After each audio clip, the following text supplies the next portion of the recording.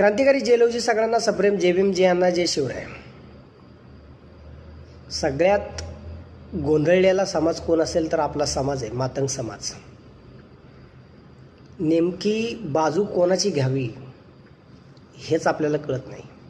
आता आपल्यातलेच काही लोक आहेत ते बोलत आहेत की मातंग समाजाचे पण 100 लोक होते लढाईमध्ये, जे ब्रिटिशांच्या बाजूने लढले पेशवाई संपवण्यासाठी. चांगली गोष्ट आहे, अन्याय अत्याचार होत होता. पण मला एक प्रश्न पडला आहे, मग आपल्यावरती ते ब्रिटिश सरकार ते आपल्यावरती खुश का झाले नाही? उलट त्यांनी खुश व्हायला पाहिजे आपल्यावरती, आहे का नाही? की बाबा 100 मांगसुद्धा लढले, त्यांनीसुद्धा आपल्याला साथ दिली, आहे का नाही?